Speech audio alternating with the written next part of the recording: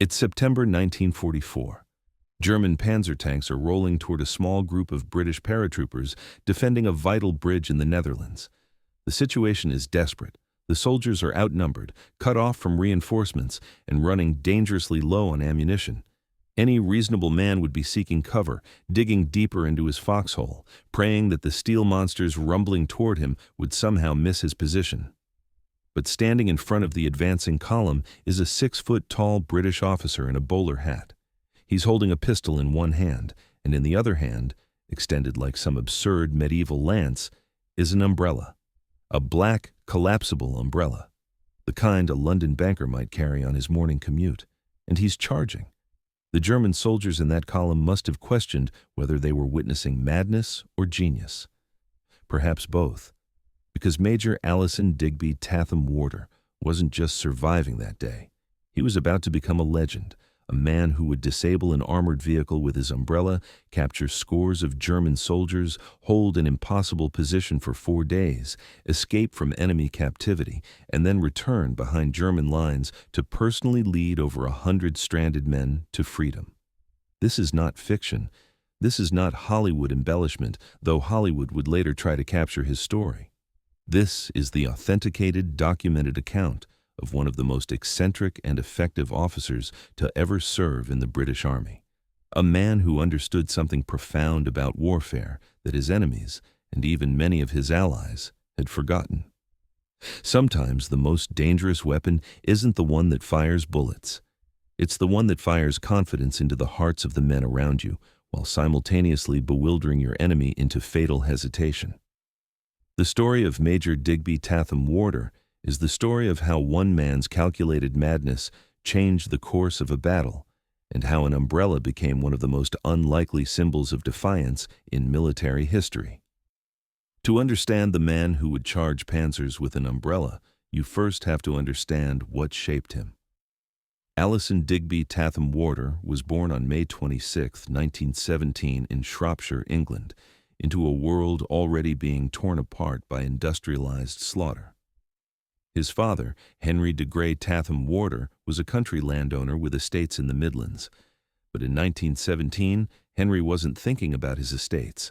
He was serving with the artists' rifles in the trenches of the Western Front, breathing in the chemical weapons that were revolutionizing how men killed each other. Henry survived the war, but the poison gas didn't leave him. It lingered in his lungs like a slow-burning fuse. When Digby was just 11 years old, that fuse finally burned down. His father died from complications of the gassing, leaving the boy with a profound and personal connection to war's costs. Military service wasn't an abstract concept in the Tatham Warder household. It was something that took fathers away from their sons. But rather than breeding fear, this loss seemed to forge something harder in young Digby. Perhaps he wanted to understand what his father had experienced. Perhaps he wanted to prove himself worthy of the sacrifice. Whatever the motivation, by the time he graduated from the Royal Military College at Sandhurst in January 1937, earning distinction by winning the Saddle, the prestigious equestrian award, Digby had committed himself fully to the profession of arms. His first posting took him to India, where he served with the Oxfordshire and Buckinghamshire Light Infantry. India in the late 1930s was still the jewel of the British Empire, and for a young officer with family connections and a taste for adventure, it offered diversions that seem almost impossibly romantic by modern standards. Digby threw himself into tiger hunting and pig sticking, the dangerous sport of pursuing wild boar on horseback with nothing but a lance. These weren't the hobbies of a timid man. They required nerve, physical courage, and an almost preternatural calmness in the face of charging death. But when war erupted across Europe in 1939, Digby grew restless. Tiger hunting was thrilling, but it wasn't the test he was seeking. He wanted to face the enemy that had poisoned his father. He wanted real action. In late 1941, his original battalion was converted to a glider-borne unit, but Digby wanted something even more elite. In August 1943, he volunteered for parachute training at RAF Ringway. The course was demanding, requiring 8 jumps including night descents from balloons. His instructor's assessment was telling. An excellent officer, good, keen jumper, excellent lander. By October 1943, he had joined the 2nd Parachute Battalion in Italy and been given command of A Company. It was here, in the months of training that followed, that Digby began developing the unconventional methods that would make him famous. He had observed something that many of his fellow officers had overlooked. Radios, those marvels of modern military communication, were notoriously unreliable. They failed at the worst possible moments. Batteries died, signals got jammed, frequencies got confused. In the chaos of combat, when you most needed to coordinate your men, the technology you depended on would abandon you. So Digby did something that struck his contemporaries as eccentric, possibly even backward. He trained his men to use bugles, Napoleonic-era bugles, the same instruments that had coordinated British troops during the wars against Napoleon over a century earlier. Each bugle call had a specific meaning. His men could communicate across the battlefield even if every radio in the company failed. His fellow officers chuckled at the anachronism. Digby didn't care. He knew something they didn't. When everything modern failed, the ancient would still work. Then there was the umbrella. Digby had a recurring problem. He couldn't remember passwords. In the chaos of battle, when challenged by sentries in the darkness, the carefully memorized codes would simply evaporate from his mind. This wasn't mere forgetfulness. It was a genuine tactical liability. A British officer moving through his own lines who couldn't give the proper password might well be shot by his own men. His solution was characteristically practical and utterly absurd. He would carry an umbrella. A black, collapsible umbrella, exactly like the ones carried by London businessmen. His reasoning was simple and irrefutable. As he later explained, it would be quite obvious to anyone that the bloody fool carrying the umbrella could only be an Englishman. But the umbrella wasn't just identification, it became something more. It became a statement, a symbol of the peculiar British ability to maintain civilized comportment in the most uncivilized circumstances. It told his men that their commander was so confident, so unflappable, that he could stroll through a battlefield with the same accessories he might carry through a rainstorm in Piccadilly. His reputation for calculated audacity grew. There's a story, well attested by his fellow officers, that Digby once managed to procure an American Dakota aircraft and flew his entire company's officer corps from their base in Lincolnshire to London for a party at the Ritz. When questioned about this unauthorized use of military resources, Digby apparently remained characteristically unruffled. To him, keeping morale high was a tactical necessity, and what better for morale than champagne and dancing? By September 1944, Digby's company was preparing for the most ambitious airborne operation in history. Operation Market Garden was British Field Marshal Bernard Montgomery's bold gamble to end the war by Christmas. The plan was audacious. Allied airborne forces would capture a series of bridges in the Netherlands, creating a corridor through which ground forces could advance directly into Germany's industrial heartland, bypassing the heavily fortified Siegfried Line. The furthest bridge, the one that had to be held the longest, was the road bridge over the Lower Rhine at Arnhem. It was assigned to the British 1st Airborne Division and specifically to the 2nd Parachute Battalion. Digby's A Company would lead the way. On September 17, 1944, just before 3 p.m, Digby and his men leaped from their aircraft over fields west of Arnhem. The landing zone was approximately 7 miles from their objective. 7 miles of urban terrain occupied by an enemy that would soon be very aware of their presence. What happened next demonstrated exactly why Digby's unconventional training mattered. The obvious route to the bridge was the main road running through Arnhem. It was direct. It was fast. It was also exactly where the Germans expected the British to go, and they were already moving forces to block it. Other British units that attempted this route ran into fierce resistance and were delayed for hours, some never reaching the bridge at all. Digby chose a different path. Instead of the streets, he led his men through residential gardens. They moved through backyards, over fences, through hedges. It was slower going, but the Germans hadn't anticipated it. They had set up their defenses along the obvious avenues of approach, and Digby simply went around them. The results were dramatic. By 8 o'clock that evening, just 5 hours after landing, A company had reached the northern end of the Arnhem Bridge. They had suffered remarkably light casualties, and along the way they had killed or captured scores of German soldiers, including members of the SS, who were caught completely off guard by paratroopers appearing in their backyards instead of on the main roads. As Digby had predicted, the company radios had failed during the drop. The encryption devices were damaged, the frequencies were confused. Communication with other units was nearly impossible. But a company didn't need radios. The bugles sounded across the streets of Arnhem, clear notes cutting through the chaos, coordinating platoons as they had coordinated regiments at Waterloo over a century before. The other officers who had chuckled at Digby's anachronistic training methods weren't laughing anymore. They were alive because of them. The 2nd Battalion secured the northern end of the bridge, but they couldn't take the whole structure. The southern end was too heavily defended, and burning vehicles on the bridge itself made it impassable. So they dug in and waited for reinforcement. The plan called for them to hold for perhaps 48 hours. The ground forces of 30 Corps would push up from the south and relieve them. But the reinforcements weren't coming. Not in 48 hours, not in 72 hours. The ground advance had bogged down miles to the south, and the Germans, recognizing the threat the British paratroopers posed, were pouring everything they had into destroying them. What followed were 4 days of continuous, brutal combat that would test every man to his absolute limit. German forces, including tanks and armored vehicles, attacked repeatedly. Artillery and mortar fire rained down on the British positions. The buildings they sheltered in were systematically demolished around them. They had no resupply. Ammunition dwindled, food ran out, water became scarce. It was during these desperate days that Major Digby Tatham Warder's legend was cemented.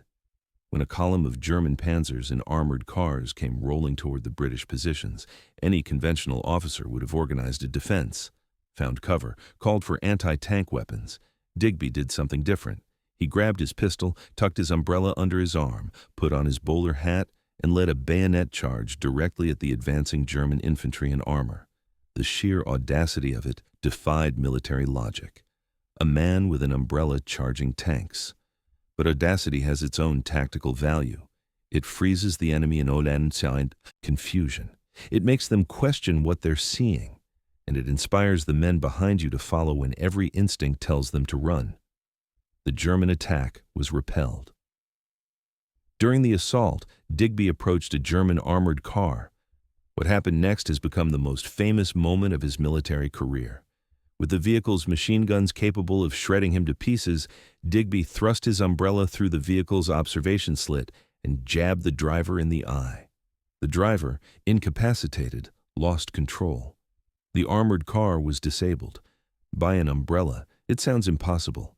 It sounds like the kind of story that gets invented in pubs after too many pints.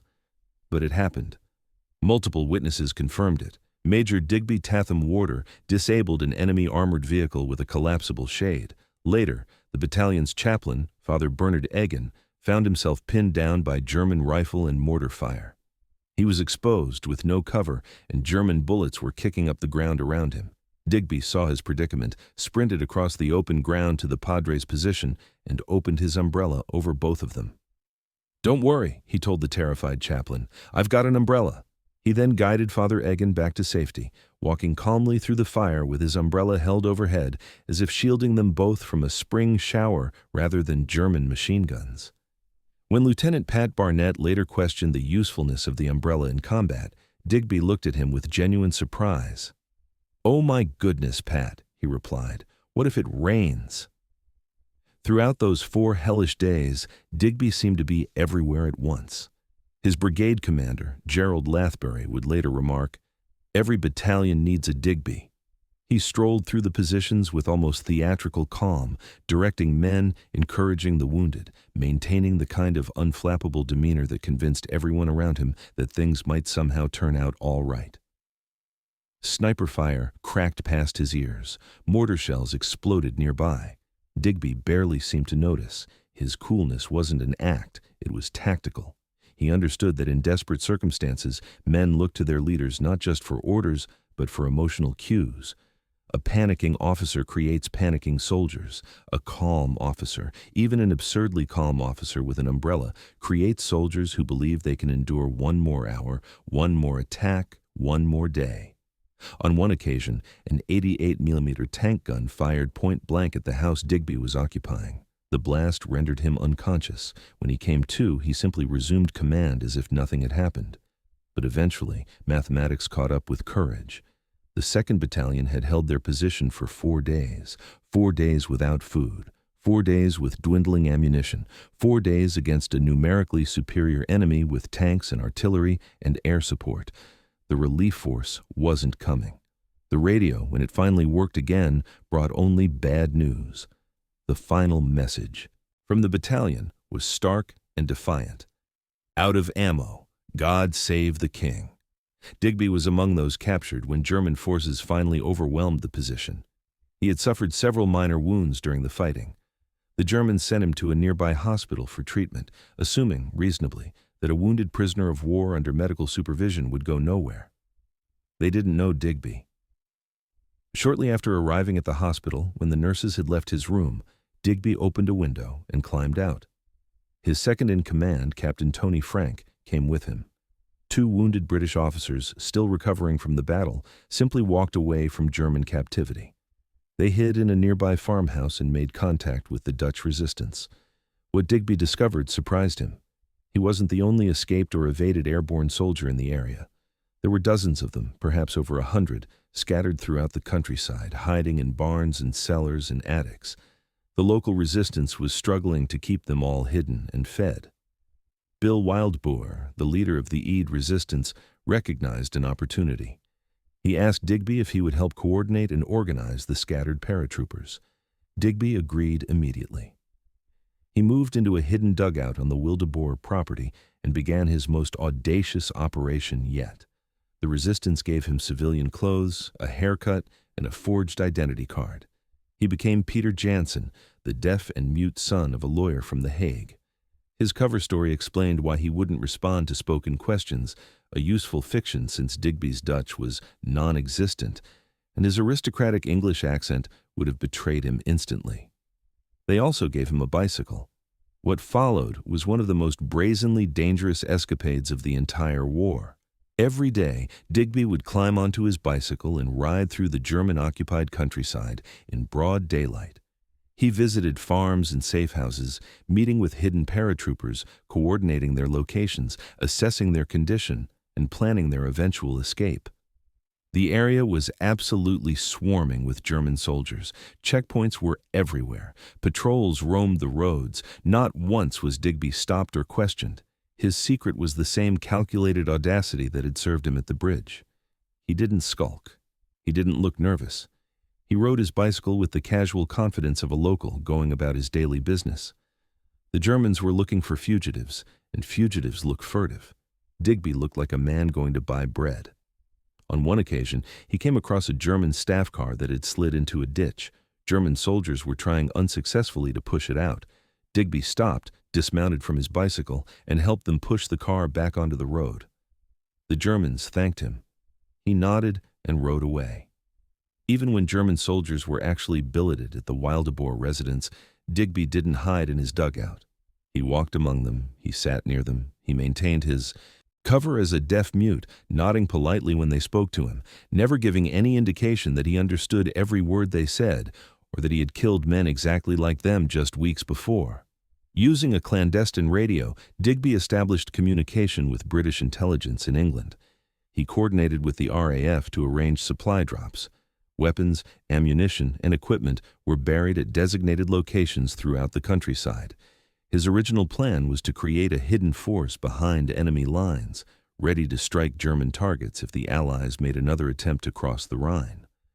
But as weeks passed and it became clear that no Allied offensive was imminent, the priority shifted. These men needed to escape. The longer they stayed hidden, the greater the risk of discovery. And if they were discovered, the Dutch families sheltering them would face terrible reprisals. The escape operation was codenamed Pegasus. Digby was instrumental in its planning and execution. On the night of October 22, 1944, The operation was given the green light. 138 men, airborne soldiers who had been scattered across the Dutch countryside for weeks, assembled at a predetermined point near the Lower Rhine. The escape route had been meticulously planned, boats had been arranged, signals had been coordinated with British forces on the far bank. The timing was precise. Everything depended on silence, speed, and darkness. Digby personally led the group. He guided them through German-controlled territory to the riverbank. In the pre-dawn hours of October 23rd, the men began crossing. Boat after boat slipped across the dark water. Every single one of the 138 men made it across. It was a perfect operation. Not a man was lost. Not a shot was fired. Over 100 soldiers who had been given up for dead or captured simply walked out of German territory and rejoined Allied lines. The audacity of it almost defies belief. One British major, using a bicycle, civilian clothes, and sheer nerve, had organized and executed an escape that professional intelligence services would have deemed impossibly risky. For his actions at Arnhem and his role in Operation Pegasus, Major Digby Tatham Warder was awarded the Distinguished Service Order. The citation specifically noted his magnificent qualities of courage and leadership, his presence at the most threatened points in the defense, his escape from captivity, and his organization of the brilliant operation that brought 138 armed men through German lines and across the Rhine. He arrived back in England on October 24, 1944, and immediately set about a task that revealed another dimension of his character. He wrote a detailed report on the 2nd Battalion's actions at Arnhem Bridge and personally ensured that copies were sent to the families of every man reported missing. These families had heard nothing. They didn't know if their sons and husbands were alive or dead. Digby made sure they at least knew what had happened and how bravely. Their men had fought. He briefly commanded the 2nd Parachute Battalion as acting lieutenant colonel in late 1944, before the arrival of a permanent commanding officer. He later served with the 3rd Parachute Battalion. After the war, Digby's life took another unexpected turn. He served briefly in British-controlled Palestine, then transferred to the King's African Rifles in Kenya, where he bought 2 large estates. During the Mau Mau uprising in the 1950s, he raised a volunteer mounted police force at his own expense and led them personally against the insurgents, demonstrating the same aggressive, unconventional approach that had served him at Arnhem. But perhaps most surprisingly for a man of his background and generation, Digby became an advocate for African self-governance. While many in Kenya's European community clung to colonial privileges, Digby was outspokenly sympathetic to African nationalism and Kikuyu concerns about land ownership. The man who had fought German oppression in Europe recognized that other forms of oppression were equally wrong. He is also credited with helping to create the concept of the modern safari.